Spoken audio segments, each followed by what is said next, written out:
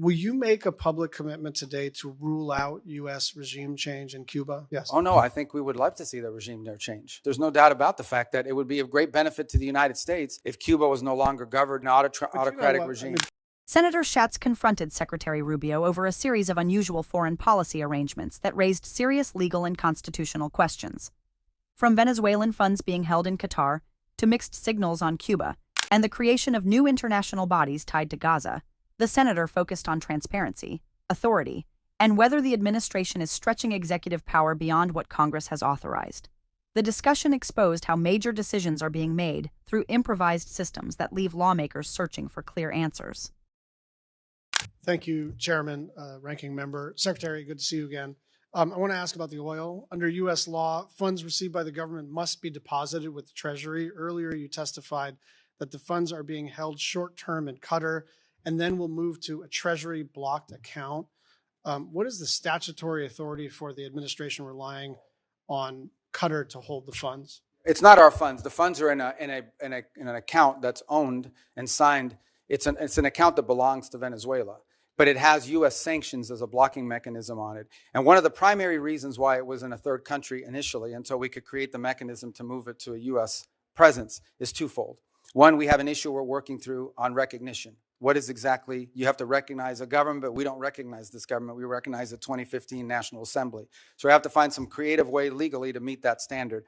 The other is, frankly, creditors. If any of that money touched a U.S. bank, even if it was an account in the name of the Venezuelans, it would immediately be seized upon by a number of creditors who eventually we'll have to take care of. But in the short term, that would impede the ability of the Venezuelan authorities to receive the funds they need to operate. So do you have this is what I'm trying to get at, right?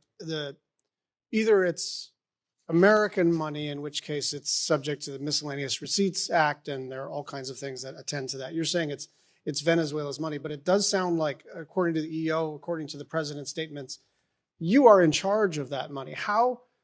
What authority are you relying on to be in charge, almost in a sort of receivership kind of arrangement, of how funds are both received and expended for a foreign country? Like, wouldn't you have to come to Congress to establish that kind of relationship? Well, no, because the money never enters our hands. We only control the disbursement of the money. We don't control the actual money. Sure, in but the sense of, like it comes into our bank account. Do you think that you have somewhere in the statute or the Constitution the authority to control disbursements of a foreign country? Well, they've agreed to this. And that's the key. They've agreed to this arrangement in which the sanctions that are placed on this oil is what blocks its distribution. So we've agreed to release sanctions and allow the disbursement of the funding as long as they're spending it in a certain way. So I understand it's novel, but it's the best we could come up with in the short term to ensure that they're... Is there a written agreement that memorializes this? And yes, I believe there is, and there will have to be one most certainly once we transition that to U.S. accounts. Secretary, my understanding is the committee doesn't have this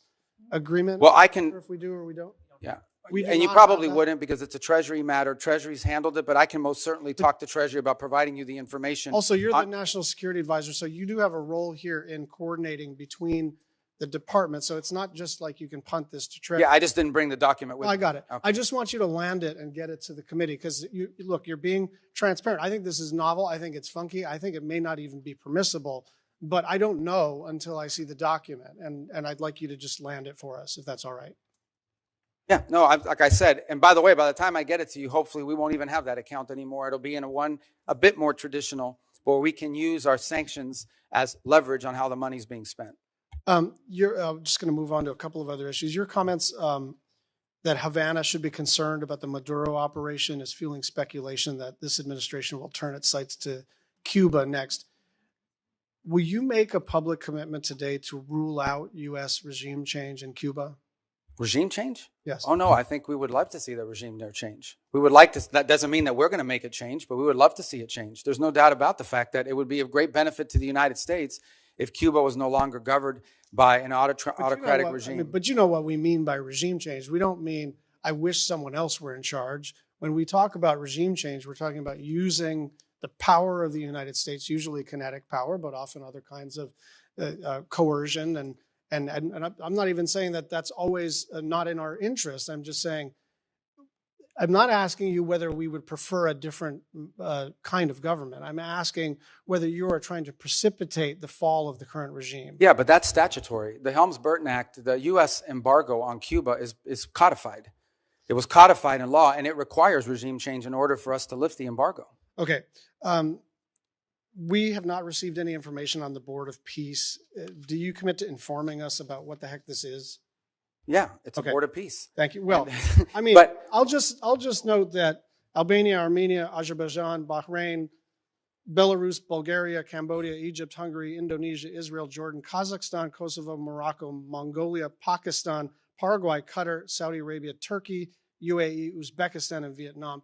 There are a lot of countries with whom we normally work very closely and with whom we are aligned geopolitically and in terms of values that are not on the Board of Peace. And so I think it's reasonable for us to wonder whether something in terms of a, I don't know, competitive structure to sort of either undermine the UN or circumvent the UN. I just worry that a lot of our friends are not on that list, and some of our adversaries are. So to 2 points. The impediment that they have is, first of all, it was chartered by the UN. I mean, the UN, it's a UN resolution that actually created the mechanism by which the board was set up. And the primary and sole focus of that board right now is to administer phase 2 and phase 3 of the plan in Gaza. Okay. And we welcome, all these countries have been invited. Some in Europe have chosen not to join it, either because they have constitutional, they require constitutional approval of their parliament in order to join, depending on some leaders. Like, for example, I'm thinking there are a couple countries in Europe that could not join until they got permission from their vote. In other cases, because they are concerned about what you just pointed out, they argue and they want to know, is this a replacement for the UN? This is not a replacement for the UN, but the UN has served very little purpose in the case of Gaza, other than the food assistance. And so we think it's critical to have something that's in charge of that. Senator Schatz focused on the heart of the matter: control and authority. If the United States decides when and how another country's money can be spent, that looks very similar to a receivership role, even if the funds never technically touch a U.S. account. That distinction matters because U.S. law is built around who controls funds, not just where they are physically held. When control exists without clear legal authorization, it raises questions about whether the executive branch is setting new precedents that could be used again in future conflicts and sanctions cases. The lack of documentation added to the concern. The Secretary acknowledged that a written agreement exists, but was not provided to the committee. That puts Congress in a position where it is expected to trust that the arrangement is lawful without seeing the terms. Transparency is essential when new and unusual financial mechanisms are created. Without access to the agreement, lawmakers cannot properly evaluate whether this structure complies with U.S. law, respects congressional authority, or protects against abuse. The conversation then moved to Cuba, where the discussion became even more revealing. While the Secretary said the United States would like to see the Cuban government change, he tried to separate that desire from direct efforts to force regime change. Senator Schatz pressed on what that really means in practice. The acknowledgement that U.S. law ties the lifting of the embargo to regime change shows how policy is built around political transformation in another country. That creates a situation where pressure, coercion, and long-term instability can become baked into U.S. strategy, even if officials avoid using the language of direct intervention. This ambiguity is not just rhetorical. When officials say they are not actively pursuing regime change, while also stating that U.S. law requires it for sanctions to be lifted, it leaves room for aggressive policies without clear accountability. That kind of gray zone makes it harder for Congress and the public to understand the true goals of U.S. actions and whether those actions are likely to lead to escalation or long-term conflict. The discussion of the Board of Peace added another layer of concern. Senator Schatz pointed out that many close U.S. allies are not part of this new structure, while some countries that are not traditionally aligned with U.S. values are included. That raises legitimate questions about whether this body is meant to work alongside the United Nations or operate as a workaround when the UN is seen as slow or ineffective. The Secretary argued that the board was created through a UN resolution and is focused on later phases of the Gaza plan. Even so, the uneven participation suggests uncertainty among allies about the board's purpose and legitimacy. Some countries are hesitant because they worry this structure could sideline existing international institutions. That hesitation matters.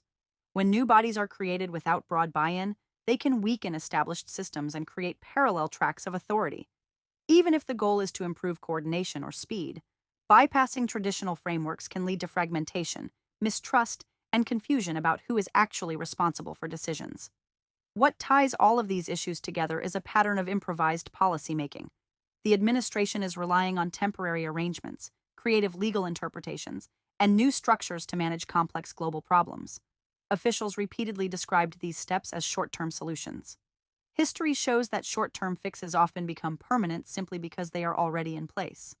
Once that happens, Congress is left reacting to systems that were never fully debated or authorized. Senator Schatz's questions were not about small technicalities. They were about the balance of power, the role of Congress, and the need for clear legal boundaries. When foreign funds are managed through third countries, when regime change remains an open-ended objective, and when new international bodies are created without full ally participation, the risk is that executive authority quietly expands. That expansion can reshape U.S. foreign policy in lasting ways, without the level of debate and oversight that the Constitution is designed to require.